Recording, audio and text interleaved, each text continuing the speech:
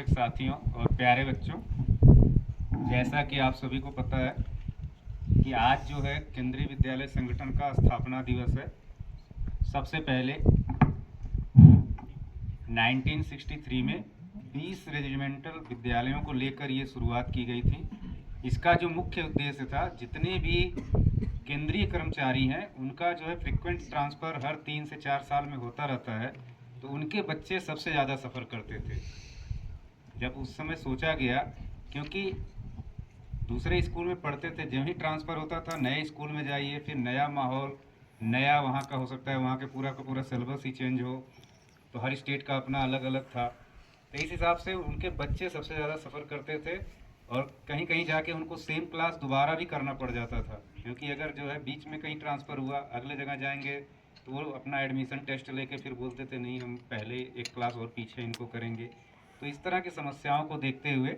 उस समय के केंद्र सरकार ने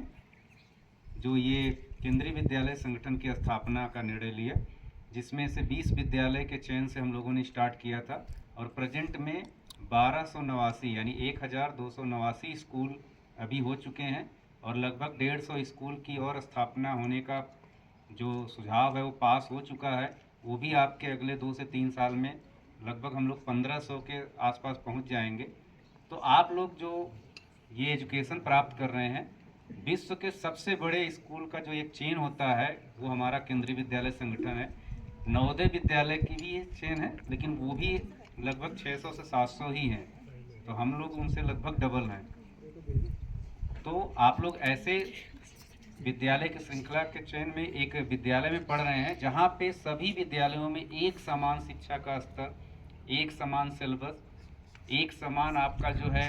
माहौल मिलता है। आप कहीं भी किसी भी स्कूल में जाएंगे, जब भी आपको किसी प्रोग्राम में जाने को मिलता है तो आप देखेंगे कि हर जगह लगभग सेम माहौल ही मिलता है पढ़ने के, देखने की। हमारा इंफ्रास्ट्रक्चर अभी बन ही रहा है, लगभग 1 से डेढ़ साल में हमारा भी विद्यालय आसपास के विद्यालयों में सर्वश्रेष्ठ विद्यालय बन जाएगा और उसे बनाने में सबसे बड़ा हाथ आप लोगों का ही होगा, क्योंकि आपके ही आचरण बाहर जाके विद्यालय के आचरण को दिखाते हैं। अगर आप बाहर जाके कुछ भी गलत करेंगे तो वही आएगा कि ये केंद्रीय विद्यालय का छात्र है, वो लगता है उसको यही वहाँ पे यही सिखाया जाता है। तो आप ही समझ लीजिए इस विद्यालय के नाम को आगे बढ़ाएंगे या इसे बदनाम करेंगे, वो आपका आचरण ही होता है। अभी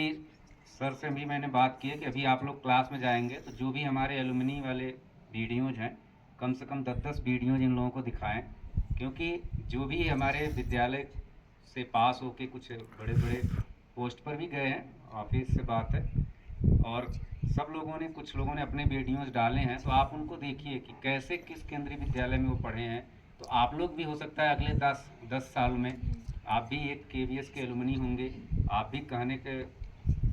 लायक हो जाएंगे कि मैं भी केंद्रीय विद्यालय संगठन का एक छात्र हूँ, इस समय मैं ये काम कर रहा हूँ, मैंने इस विद्यालय में पढ़ाई की है, वहाँ का माहौल कैसा है, वहाँ का वातावरण कैसा है। क्योंकि हमारा सारा ध्यान आपके ओवरऑल डेवलपमेंट पे ही रहता है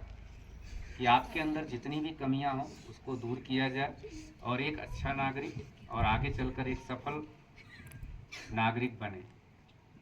तो इन्हीं शब्दों के साथ मैं अपनी वाणी को विराम देता हूं बच्चों। धन्यवाद।